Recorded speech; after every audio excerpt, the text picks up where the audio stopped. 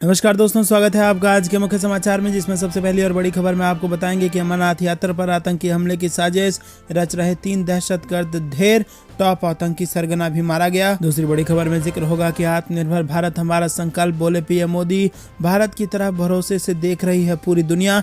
तीसरी बड़ी खबर में आपको बताएंगे कि कोरोना से मौत पर सियासी कोहराम जारी, संबित पात्रा ने कहा कि WHO का डाटा और कांग्रेस का बेटा दोनों गलत। चौथी बड़ी खबर में जिक्र पश्चिम बंगाल का, बीजेपी कार्यकर्ता की मौत पर बोले अमित शाह, गृह मंत्रालय ने पश्चिम बंगाल सरकार से मांगी रिपोर्ट। और पांचवी बड़ी खबर में जिक्र होगा गुजरात के विधानसभा चुनाव का, कांग्रेस के वोट बैंक में सेंध लगाने की तैयारी, बीजेपी ने बना लिया है प्लान। दोस्तों, हर एक खबर की गहराई में आपको ले जाएंगे, लेकिन उससे पहले अगर आपको भी देश की सेना और पीएम मोदी पर पूरा भरोसा है तो अभी इस वीडियो को लाइक कीजिए, और अगर चैनल पर नए हैं तो लाल बटन को दबा के चैनल को सब्सक्राइब कर लीजिए, घंटी बजाकर कमेंट में लिखिए जय हिंद। दोस्तों, रुक करते हैं सबसे पहली और बड़ी खबर की तरफ। अमरनाथ यात्रा पर आतंकी हमले की साजिश रच रहे 3 दहशतगर्द, कर दिए गए ढेर, टॉप आतंकी सरगना भी मारा गया। जी हां दोस्तों, जम्मू कश्मीर के अनंतनाग जिले के पहलगाम में आतंकियों की ग्रुप की मौजूदगी के बाद सुरक्षा बलों ने इलाके की तलाशी अभियान चलाया, और इस बीच हुई मुठभेड़ में 3 दहशतगर्द मार गिराए गए। इनमें हिजबुल मुजाहिदीन का टॉप सरगना अशरफ मौलवी भी शामिल है। कोकरनाग निवासी मौलवी सुरक्षा बलों की प्रमुख वांटेड सूची में शामिल था। 2013 में आतंकी संगठन में शामिल होने के बाद वो सुरक्षा बलों पर हमले, नागरिकों पर अत्याचार समेत अन्य गतिविधि में शामिल था। दोपहर बाद तक ऑपरेशन जारी था। आतंकियों के पास से बड़ी संख्या में हथियार भी मिले हैं। रुक करते हैं अगली बड़ी खबर की तरफ। आत्मनिर्भर भारत हमारा संकल्प, बोले पीएम मोदी, भारत की तरफ भरोसे से देख रही है दुनिया। जी हां दोस्तों, प्रधानमंत्री नरेंद्र मोदी ने वीडियो कॉन्फ्रेंसिंग के माध्यम से जैन अंतर्राष्ट्रीय व्यापार संगठन के जीतो कनेक्ट 2020 के उद्घाटन सत्र को संबोधित किया। इस दौरान पीएम मोदी ने कहा कि वैश्विक शांति हो या समृद्धि या फिर वैश्विक चुनौतियों से जुड़े समाधान, आज दुनिया भारत की तरफ देख रही है और भरोसे से देख रही है, और भारत भी वैश्विक कल्याण के लिए एक बड़े लक्ष्य के साथ आगे बढ़ रहा है। वहीं वोकल फॉर लोकल के मंत्र को रेखांकित करते हुए प्रधानमंत्री नरेंद्र मोदी ने यह भी कहा कि आज़ादी के 75 साल का जश्न मनाने के बीच भारतीयों को विदेशी वस्तुओं का गुलाम नहीं बनना चाहिए। 3 यूरोपीय देशों की अपनी 3 दिवसीय यात्रा का उल्लेख करते हुए मोदी ने कहा कि उन्होंने इस दौरान भारत के सामर्थ्य, संकल्पों तथा अवसरों के संबंध में काफ़ी लोगों से चर्चा की। उन्होंने कहा कि जिस तरह की आशा और विश्वास भारत के प्रति खुलकर सामने आ रहा है, ये आप सब भी अनुभव करते हैं। प्रधानमंत्री ने कहा कि आज भारत के विकास के संकल्पों को दुनिया अपने लक्ष्यों की प्राप्ति का माध्यम मान रही है। उन्होंने कहा कि वैश्विक शांति या वैश्विक समृद्धि, वैश्विक चुनौतियों से जुड़े समाधान हो या फिर वैश्विक आपूर्ति श्रृंखला का सशक्तिकरण हो, दुनिया भारत की तरफ बड़े भरोसे से देख रही है। रुक करते हैं अगली बड़ी खबर की तरफ। कोरोना के मौत पर सियासी कोहराम जारी, संबित पात्रा ने कहा कि WHO का डाटा और कांग्रेस का बेटा दोनों गलत। जी हां दोस्तों, विश्व स्वास्थ्य संगठन की ओर से कोरोना वायरस के संक्रमण में हुई मौत का आंकड़ा जारी करने के बाद भारत में राजनीतिक कोहराम मचा हुआ है। WHO के आंकड़ों और पर कांग्रेस के पूर्व अध्यक्ष राहुल गांधी के बयान पर भाजपा के राष्ट्रीय प्रवक्ता संबित पात्रा ने शुक्रवार को कहा कि WHO का डाटा और कांग्रेस का बेटा दोनों गलत है, और उन्होंने कहा कि कोरोना वायरस से हुई मौत को लेकर विश्व स्वास्थ्य संगठन की ओर से जारी आंकड़े गलत हैं, और भारत सरकार ने इस संबंध में WHO के सामने अपनी आपत्ति दर्ज करा दी है। भाजपा मुख्यालय में आयोजित एक प्रेस कॉन्फ्रेंस के दौरान पार्टी प्रवक्ता संबित पात्रा ने इन आंकड़ों को लेकर कहा कि हिंदुस्तान के बारे में एक भ्रामक स्थिति फैलाने की कोशिश की गई है। पात्रा ने कहा कि राहुल गांधी लगातार भारत को नीचा दिखाने की कोशिश कर रहे हैं। उन्होंने समय समय पर प्रधानमंत्री मोदी और भाजपा पर आक्रमण करते हुए भारत को नीचा दिखाया है। भाजपा प्रवक्ता ने कहा कि मौत और जन्म संबंधी आंकड़ों के रजिस्ट्रेशन के लिए भारत के पास एक सुदृढ़ सिस्टम है। उन्होंने आरोप लगाया कि WHO का डाटा और कांग्रेस का बेटा दोनों गलत हैं। WHO ने गुरुवार को जारी एक रिपोर्ट में दावा किया था कि भारत में कोरोना वायरस संक्रमण से 47 लाख लोगों की मौत हुई है। ये संख्या भारत के आधिकारिक आंकड़ों के करीब 10 गुना ज़्यादा है। वहीं भारत सरकार ने WHO के आंकड़ों पर सवाल उठा दिए हैं। पात्रा ने दावा किया कि पूरा विश्व मानता है कि प्रधानमंत्री मोदी के नेतृत्व में भारत ने जिस तरह कोरोना वायरस महामारी के खिलाफ लड़ाई लड़ी वो अद्भुत और अद्वितीय होने के साथ साथ समूची दुनिया के लिए मिसाल थी। उन्होंने कहा कि पर ऐसे में मौत के आंकड़े पर राजनीति करना इससे दुखद और कुछ नहीं हो सकता।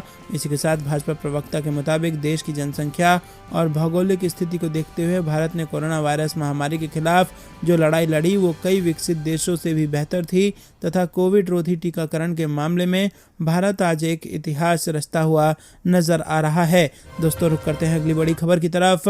बीजेपी कार्यकर्ता की मौत पर बोले अमित शाह, गृह मंत्रालय ने पश्चिम बंगाल सरकार से मांगी रिपोर्ट। जी हाँ दोस्तों, कोलकाता के काशीपुर इलाके में बीजेपी कार्यकर्ता अर्जुन चौरसिया का शव शुक्रवार को फंदे से लटका मिला, जिसको लेकर तनाव का माहौल पैदा हो गया है। इस घटना पर केंद्रीय गृह मंत्री अमित शाह ने प्रतिक्रिया देते हुए कहा कि मंत्रालय ने अर्जुन चौरसिया की मौत के मामले में गंभीरता से ले रहा है मंत्रालय और अब इस बारे में पश्चिम बंगाल सरकार से रिपोर्ट मांगी गई है। केंद्रीय गृह मंत्री अमित शाह ने कहा कि मैं पीड़ित परिवार से मिला हूं। अर्जुन चौरसिया की दादी को भी नहीं बख्शा गया और उनको भी मारा गया।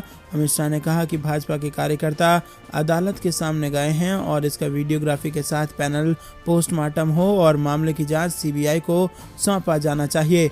रुक करते हैं अगली बड़ी खबर की तरफ। गुजरात विधानसभा चुनाव, कांग्रेस के वोट बैंक में सेंध लगाने की तैयारी, बीजेपी ने बनाया प्लान। जी हाँ दोस्तों, आपको बता दें कि गुजरात में इस साल के आखिर में विधानसभा चुनाव होने हैं, जिसके लिए सत्ताधारी भारतीय जनता पार्टी ने कमर कस ली है। जानकारी के मुताबिक बीजेपी ने 150 सीटें जीतने का टारगेट रखा है और इसके लिए उसकी नज़र ओबीसी, दलित और आदिवासी वोटर पर है। बीजेपी अपने पारंपरिक शहरी वोटर के साथ साथ गांव के ओबीसी, दलित और आदिवासी वोटर पर अपना ध्यान केंद्रित कर रही है। वहीं दोस्तों आपको बता दें कि जानकारी के मुताबिक बीजेपी के राष्ट्रीय महामंत्री बीएल संतोष ने बीजेपी के नेता और संगठन के साथ साथ आरएसएस के साथ भी मीटिंग की है। सूत्र बताते हैं कि गुजरात में जल्द चुनाव की फिलहाल ज़्यादा संभावना नहीं है, लेकिन वक्त पर चुनाव होते हैं तो बीजेपी 150 सीटों के अपने टारगेट को कैसे पूरा कर सकती है, इस पर चर्चा हुई। दोस्तों रुक करते हैं अगली बड़ी खबर की तरफ। मिशन 2024 की तैयारी में जुटी बीजेपी, अमित शाह और जेपी नड्डा को सौंपी गई बड़ी जिम्मेदारियां। जी हाँ दोस्तों, मार्च 2022 में 5 में से 4 राज्यों में जीत के बाद भाजपा अब अपनी ताकत 2024 में होने वाले लोकसभा चुनाव के लिए लगानी भाजपा ने शुरू कर दी है। पार्टी ने उन 150 से अधिक सीटों की सूची बनाई है जहां उसे अपनी स्थिति को मजबूत करना है। पार्टी के 2 कद्दावर नेताओं गृह मंत्री अमित शाह और राष्ट्रीय अध्यक्ष जेपी नड्डा के दौरे का कार्यक्रम भी बनाया गया है। अब दोनों ही नेता हर महीने देश भर में दौरा कर संगठन को मजबूत करने पर ध्यान देंगे। केंद्रीय गृह मंत्री अमित शाह ने इस महीने की शुरुआत कर्नाटक दौरे से की है और फिलहाल समय वो पश्चिम बंगाल के दौरे पर हैं और पश्चिम बंगाल में पिछले साल विधानसभा चुनाव में बीजेपी की हार के बाद से उनका ये पहला दौरा है। अमित शाह के इस दौरे का मकसद पश्चिम बंगाल में बीजेपी में पड़ी फूट को खत्म करना और कार्यकर्ताओं का उत्साह बढ़ाना है। पश्चिम बंगाल के बाद अमित शाह 9 और 10 मई को असम के दौरे पर रहेंगे। वहां वो बीजेपी सरकार के दूसरे कार्यकाल की पहली वर्षगांठ के समारोह में हिस्सा लेंगे। रुक करते हैं अगली बड़ी खबर की तरफ। सपा में लगी इस्तीफों की झड़ी, आजम खान के सपोर्ट में 2 नेताओं ने छोड़ी पार्टी, अखिलेश यादव पर लगाया आरोप। जी हाँ दोस्तों, समाजवादी पार्टी में आजम खान को लेकर बगावत के सुर तेज होते दिखाई दे रहे हैं।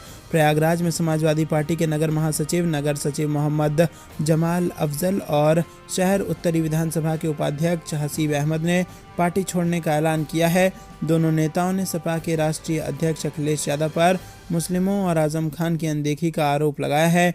दोनों नेताओं ने कहा कि अखिलेश यादव मुस्लिम मसाइल पर हमेशा खामोश रहते हैं। इसी के साथ पार्टी छोड़ने वाले नेता मोहम्मद जमाल अफजल ने कहा कि जिस आजम खान ने सपा को खड़ा करने में महत्वपूर्ण भूमिका निभाई थी, उन्हीं के बुरे दौर में अखिलेश यादव ने उनसे दूरी बना ली।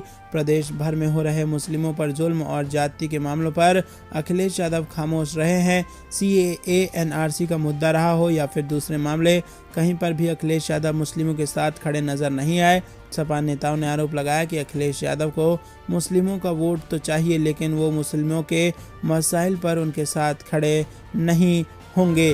दोस्तों रुक करते हैं हिंद प्रशांत में भारत फ्रांस चीन की दादागिरी से मिलकर निपटेंगे। रक्षा क्षेत्र में आत्मनिर्भर भारत मुहिम का अभिन्न हिस्सा बनेगा फ्रांस। जी हाँ दोस्तों, हिंद प्रशांत क्षेत्र में चीन की बढ़ती दादागिरी और आतंकवाद की चुनौती से भारत फ्रांस एकजुट होकर निपटने वाले हैं। यूरोप की 3 दिवसीय यात्रा के अंतिम चरण में फ्रांस पहुंचे प्रधानमंत्री नरेंद्र मोदी और फ्रांस के राष्ट्रपति इमैनुअल मैक्रों के बीच काफी गर्मजोशी भरी मुलाकात हुई। दोनों की बातचीत के बाद बुधवार को जारी साझा बयान में कहा गया है कि दोनों देश लोकतंत्र के साझा मूल्यों, मौलिक स्वतंत्रता, कानून के शासन और मानवाधिकारों के सम्मान के लिए प्रतिबद्ध हैं।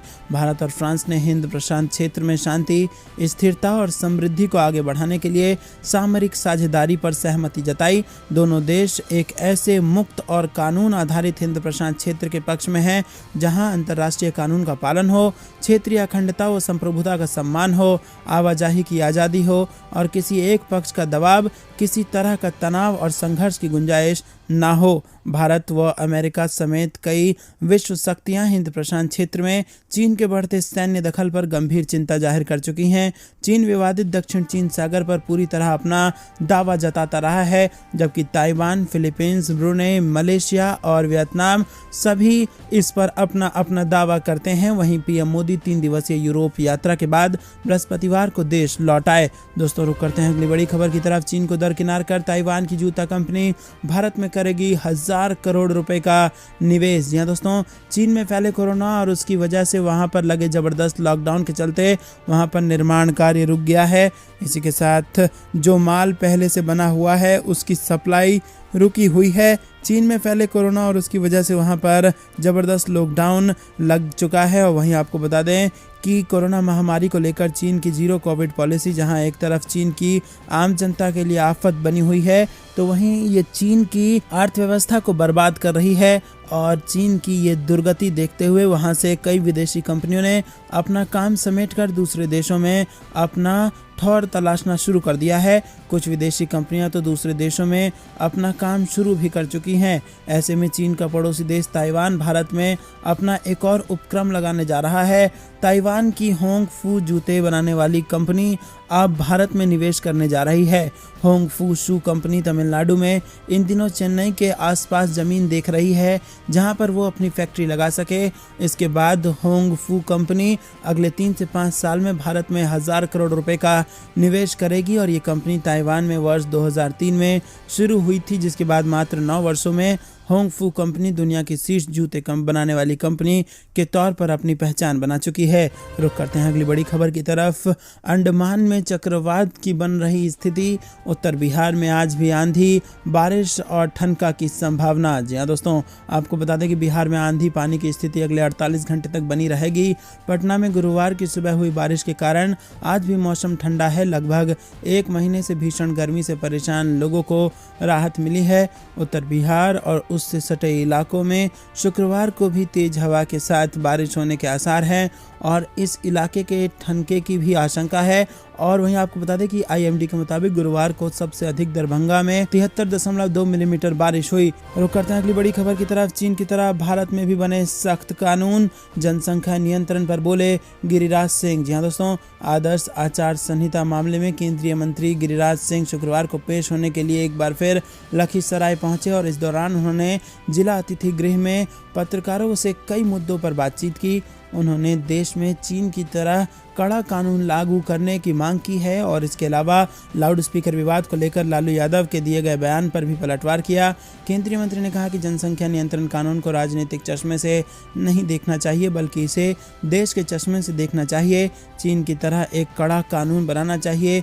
चीन अगर 70 के दशक में कड़ा कानून लेकर नहीं आता तो आज चीन विश्व के क्षितिज पर खुद को विकसित नहीं कर पाता। अगर आबादी नहीं रोकी होती तो चीन में 60 करोड़ लोग और ज़्यादा होते। भारत में भी एक कड़े कानून की ज़रूरत है, एक ऐसा कानून जो सभी धर्मों के लोगों पर समान रूप से लागू हो। गिरिराज सिंह ने लाउड स्पीकर विवाद को लेकर लालू यादव पर तुष्टीकरण की राजनीति करने का आरोप लगाया।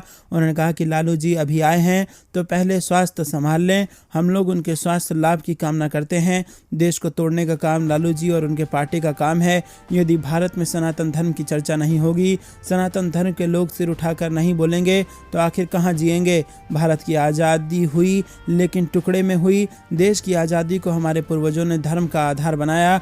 सनातन अपने देश में नहीं बोलेंगे तो पाकिस्तान, अफगानिस्तान, बांग्लादेश में बोलेंगे क्या। दोस्तों रुक करते हैं अगली बड़ी खबर की तरफ। इलाहाबाद हाई कोर्ट ने कहा मस्जिद में लाउड स्पीकर लगाना मौलिक अधिकार नहीं, याचिका कर दी गई खारिज। जी हाँ दोस्तों, मस्जिदों व अन्य धार्मिक स्थलों में लाउड स्पीकर हटाने के योगी सरकार के फैसले पर इलाहाबाद हाई कोर्ट ने भी मुहर लगा दी है। कोर्ट ने मस्जिद में लाउड स्पीकर लगाने की अनुमति मांगने की याचिका को खारिज करने के साथ कहा कि मस्जिद में लाउड स्पीकर लगाना किसी का भी मौलिक अधिकार नहीं है। ये कहते हुए हाई कोर्ट ने बदायूं की नूरी मस्जिद में लाउड स्पीकर लगाने की अनुमति की मांग वाली याचिका को शुक्रवार को खारिज कर दिया। इलाहाबाद हाई कोर्ट ने कहा है कि मस्जिद पर लाउड स्पीकर लगाकर अजान देना किसी का मौलिक अधिकार नहीं है।